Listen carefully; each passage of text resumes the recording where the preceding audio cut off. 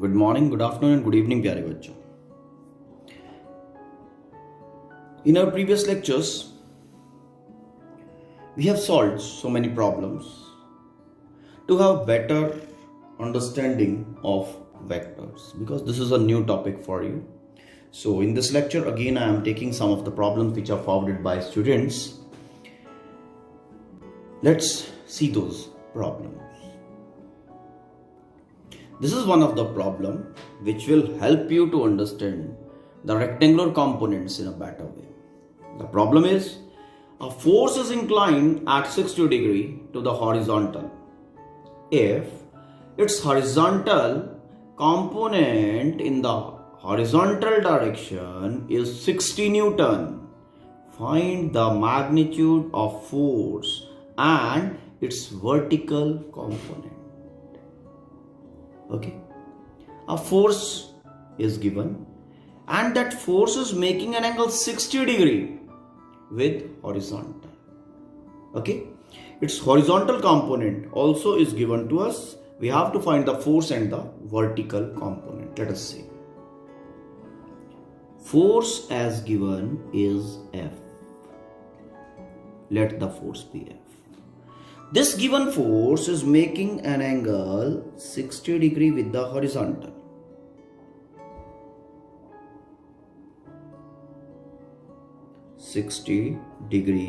With horizontal. It's okay. Along horizontal, the magnitude of component, okay, जो horizontal component है, horizontal component, okay, value of that is given as 60 Newton. It's okay. Now we have to find the vertical component and the value of force itself. It's okay. Now see how we'll be going. F is making angle theta with horizontal. Theta. So component along horizontal will be F cos theta. It's okay. ठीक है. And component along vertical will be F sin theta. It's fine. Now value of horizontal component is given to us. Mean F cos theta is equal to 60 Newton. F cos of theta is equal to 60 Newton. It's okay. Now theta का value कितना है? This implies F cos 60 degrees is equal to 60 Newton. Okay. Now cos 60 is equal to 1 by 2. So this implies F into 1 by 2 is equal to 60 Newton. Mean F is equal to 60 into 2, that is 120 Newton. So you have got the force. Okay, value of force. इस तरह से आप लोग. Now we have to find the vertical component. Okay. Now as we are having value of F and we have value of theta, vertical component is F sin theta. Okay. So solving it, vertical component.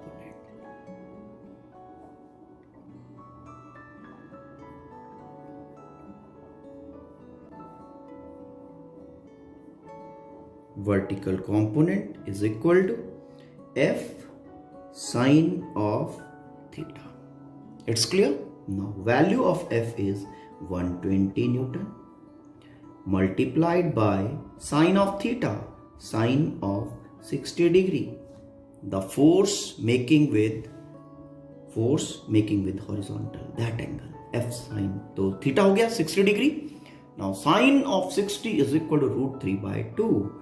Okay, so F sin theta, that is our vertical component, okay, is equal to 120 into √3/2. It's okay. So this is 60. So vertical component is equal to 60 √3 Newton. It's clear? तो इस तरह से you can go ahead with. Fine. Now let us see the next problem. A ball is acted upon by the following velocities. Okay. First velocity which is acting on the same ball is 3 meter per second due east. Okay, 3 meter per second due east. The second velocity which is acting on the same time. Okay, 11 meter per second due south. And the third is 5√2 meter per second due northeast. ठीक है. These three velocities are acting on the body simultaneously, एक ही time पे. तो body का जो total velocity होगा that will be how much, okay, और किस डायरेक्शन में होगा. Find the magnitude and direction of the resultant velocity. Okay, इसका डायग्राम बनाते हैं सबसे पहले एंड देन इसको देखो. इस प्रॉब्लम को आप पैरेललोग्राम लॉ से भी सॉल्व कर सकते हो. V1 V2 का रिजल्टेंट फाइंड करो और फिर उसका जो भी रिजल्टेंट आता है V1 V2 का, उस रिजल्टेंट को V3 के साथ वेक्टोरियली ऐड कर दो. ठीक है, R = P² Q² 2PQ cos θ using that formula. But यहां मैं इस प्रॉब्लम को, ठीक है ना, कंपोनेंट से सॉल्व करता हूं, कंपोनेंट मेथड से सॉल्व करता हूं. ठीक है ना, for the better understanding of components. Fine, let us see. Now situation as given is based on directions. Fine, तो पहले डायरेक्शंस आपके लिए मार्क कर देता हूं. Top north, then right side east, opposite west and S is south. तो NEWS news. Okay, चलो let us see. Ball is acted upon by the following velocities: 3 meter per second due east. 3 meter per second east की तरफ. Okay, east is this way. तो 3 meter per second towards east. This is 3 meter per second. It's okay. Second velocity which is acting on the same body at same time is 11 meter per second towards south. Towards south, 11 meter per second. And the another velocity which is acting is 5√2 due northeast. अब northeast कहां पे होगा? North and east के exactly बीच में 45 degree का angle बनाएगा, north के साथ भी और ईस्ट के साथ भी. तो ये होगा नॉर्थ ईस्ट. ये लो बेटा, this is your north east वाला force. Okay, and its value is 5√2 metre per second. It's clear? तो this 5√2 is making what angle basically with horizontal? With this east wala, that is making a 45 degree angle with this. Okay, ठीक है. अब हम component वाला terminology use करेंगे. Fine, parallelogram law वाला तो आपको पता है ना, समझ में आ रहा है. इन दोनों वेक्टर को ऐड करो, इसका रिजल्टेंट निकालो, फिर इस रिजल्टेंट को थर्ड वेक्टर के साथ ऐड करो, तीनों वेक्टर्स का रिजल्ट आ जाएगा. बट कंपोनेंट से हम इसको करेंगे. How the things will be going, let's see. Now देखो, ये तो ठीक है, ये भी पर्टिकुलर डायरेक्शन में है. This particular velocity is making angle 45 degree with this east वाला डायरेक्शन. तो हम इस वेलोसिटी के दो कंपोनेंट बनाते हैं. One will be along this, okay, another one will be along this. Rectangular components बनाए बेटा. ठीक है. If this is 5√2, then this component of this velocity along this, जिस एक्सिस के साथ 45 डिग्री का एंगल बना रहा है velocity, that will be 5√2 cos of 60 degree. cos component होता है ना उधर, जिसके साथ एंगल बनता है बेटा, Now the other component will be 5 root 2 sine of 45 degrees. It's okay. अब जो सिचुएशन आपके पास हो गया, थोड़ा सिंप्लीफाइड हो गया है. देखो, अब हम इस वेलोसिटी को कंसंट्रेट नहीं करेंगे, हम इसके दोनों कंपोनेंट्स को कंसंट्रेट करेंगे, क्योंकि ये तो मदर हो गया ना इन दोनों का. ओके, या इन दोनों को कंसीडर कर लो या इसको अकेले को कंसीडर कर लो. ठीक. And the modified situation with me is now I have in this direction one velocity 5 root 2 and cos 45 is 1 by root 2. okay, तो 5 root 2, चलो अभी cos 45 ही लिखते हैं, cos 45 degree. okay, now another velocity is this way, another component 5 root 2 acting at this particular point, 5 root 2 sine of 45 degree. It's okay. The other velocities which are acting on the body, one is along this axis only, and that is 3 meter per second. Okay, this is 5 root 2 cos 45 meter per second. The another one is this way. Okay, this is 11 meter per second. It's okay. चलो अब इनके values निकाल लें. 5 root 2 cos 45 का value कितना हुआ, देखो ध्यान से. 5 रूट 2 और cos 45 कितना बना, 1 by root 2. तो ये 1 by root 2 gone and this is equal to 5. तो this component has a value, this is equal to 5. इसका वैल्यू 5 आ गया बेटा, 5 metre per second. What about this component? 5 root 2 sine 45. Sine 45 again is the same thing. 1 by root 2. So 1 by root 2 when will be multiplied with 5 root 2, it will be yielding the same thing, that is 5. This also has the value 5. It's clear? ठीक है. Now you have two velocities acting in this direction. Okay, one velocity has 3 magnitude and another has 5. 3 meter per second, 5 meter per second. It's okay. तो those velocity, because these both the vectors they are in same direction, तो इन दोनों का direct sum will be giving you the vector sum. ठीक है बेटा. तो इस point के ऊपर जो एक्टिंग है अपना, ठीक, इस पॉइंट के ऊपर जो एक्टिंग सिचुएशन बनेगा, that will be in this direction.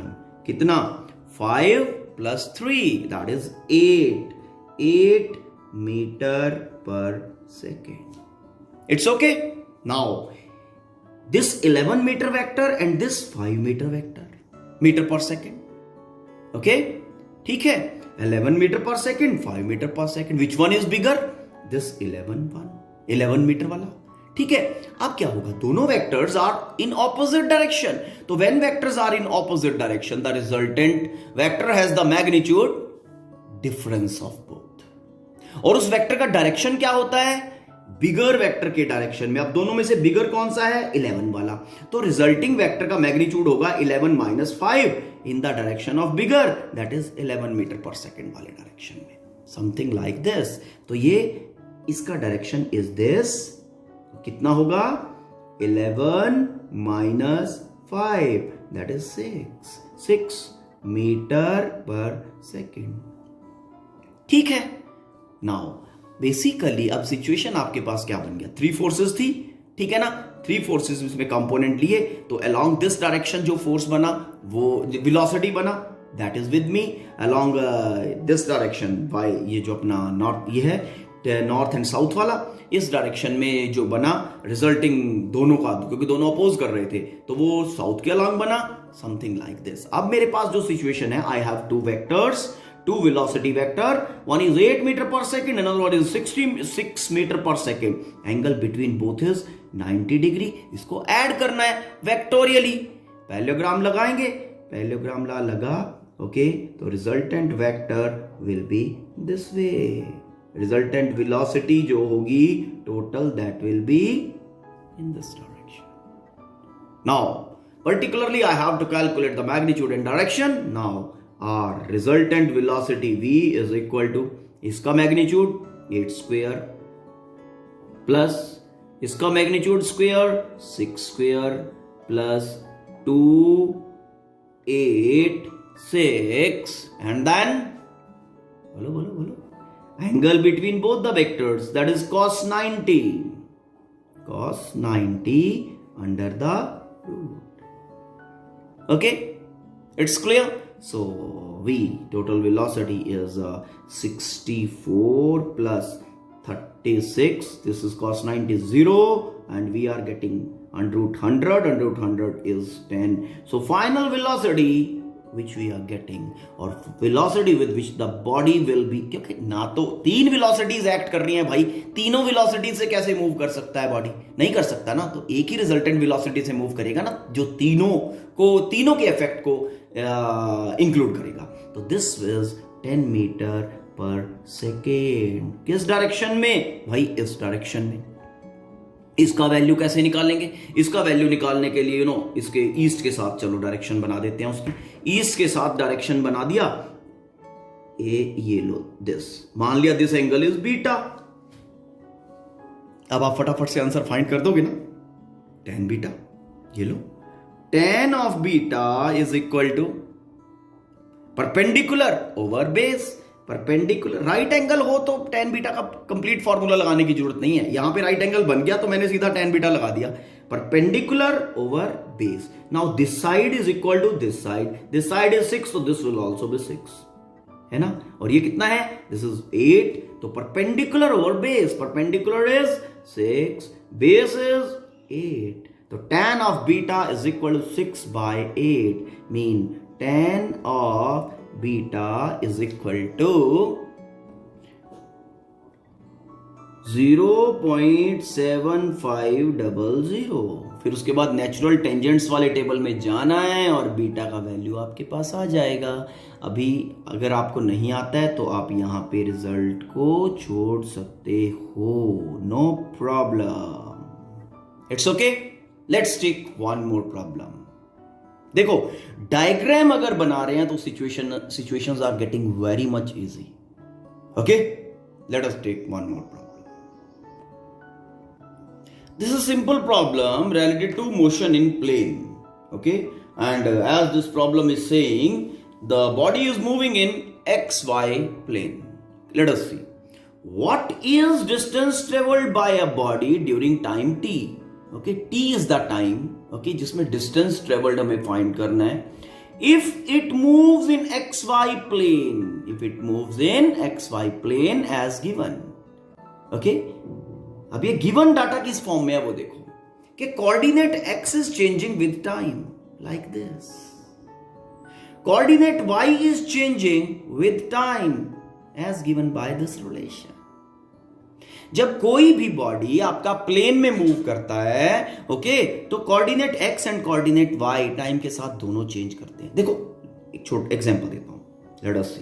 देखो सपोज करो कोई आपका लिजर्ड है या कोई पॉइंट मास है, is going like this, ऐसे चला जा रहा है. If it is going like this, ठीक है, ये आपका x एक्सिस है, ये आपका y एक्सिस है, बॉडी इज हेयर. ठीक है, तो उसका x कोऑर्डिनेट का वैल्यू ये होगा और y कोऑर्डिनेट का वैल्यू विल बी दिस. वो थोड़ी देर में यहां पहुंच गया. अब x कोऑर्डिनेट का वैल्यू ये हो गया. Simultaneously x and y coordinates are changing. Variation in x axis, variation in x coordinate and variation in y coordinate is taking place as the body is moving. Actual path body का ये है. Basically जो आपका motion in plane है वो two motions का combination है. One is motion along x axis, motion along x, another one is motion along y. जिस plane में भी होगा उन्हीं axis का. If these two motions are happening simultaneously, एक बॉडी ये दोनों मोशंस को साइमल्टेनियसली एग्जीक्यूट कर रहा है. ओके, तो motion x plus motion y together are giving a rise to this motion. ये वाला जो मोशन बन रहा है. Okay, mean this motion in plane okay can be bifurcated in two motions, one along x axis, another along y axis. Easy हो जाएगा ना situation. आप मोशन इन प्लेन आपको सॉल्व करना नहीं आता है, लेकिन आप मोशन इन प्लेन को दो पार्ट्स में बाइफेक्ट कर दो, एक अलॉन्ग एक्स एक्सिस, एक अलॉन्ग वाई एक्सिस. अगर बॉडी एक्स वाई प्लेन में जा रही है, अगर वाई जेड में जा रही है, तो motion along Y axis, motion along Z axis. ठीक है. और मोशन इन स्ट्रेट लाइन आपको पता है, तो सारे स्ट्रेट लाइन के फंडा यहां पे अप्लाई हो जाएंगे. मोशन अलॉन्ग एक्स एक्सिस को सेपरेटली सॉल्व करो, मोशन अलॉन्ग वाई एक्सिस को सेपरेटली सॉल्व करो, फिर दोनों मोशंस को कंबाइन करके टोटल इफेक्ट मोशन का निकाल के जो भी आप करना चाहो वो कर दो. ठीक है. You will be understanding this thing better way over here. Okay, let us see. Now, x coordinate is changing with time. If x coordinate is changing with time, it means velocity along x axis is there. It's okay. Now, y coordinate also is changing with time. Yes, तो velocity along y axis मिलेगा. Yes, तो velocity along x axis, velocity of Y axis you have got. अब यहां से आप दोनों को add करके टोटल वेलोसिटी निकाल सकते हो. तो ऐड कैसे करेंगे भाई? वेलोसिटी इज अ वेक्टर, और ये जो कंपोनेंट मुझे मिले हैं ये वेक्टर होते हैं. कंपोनेंट इज वेक्टर ना, तो वेलोसिटी अलॉन्ग एक्स एक्सिस एक vector, velocity along Y axis दूसरा वेक्टर. दोनों को वेक्टोरियली ऐड करो, आपका काम खत्म. It's okay. ठीक है. तो मोशन अलॉन्ग एक्स एक्सिस के कारण मुझे एक्स का चेंज दिया हुआ है, ये इक्वेशन दे रखी है, तो इसके अकॉर्डिंगली अब मैं फाइंड करता हूं velocity along x axis.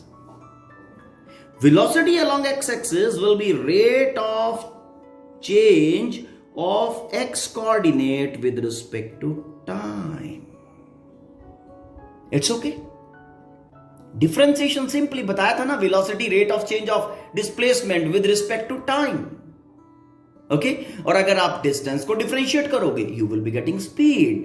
Now as per y coordinate, the velocity along y axis is equal to differentiation with respect to time. किसका भाई? वाई कोऑर्डिनेट का. It's okay.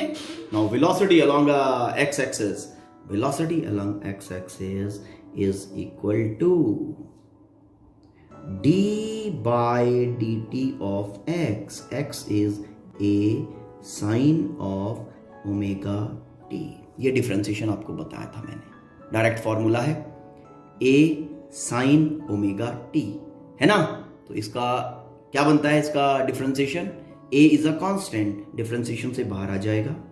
Then differentiation of sine of omega t, t के साथ multiple है. Okay. तो sine of omega t का differentiation क्या बनेगा? साइन ऑफ ओमेगा टी का डिफरेंशिएशन बनेगा omega into cos omega t. It's okay. तो आपको वेलोसिटी अलोंग एक्स एक्सिस मिल गया. तो velocity along x axis is equal to a omega cos omega t.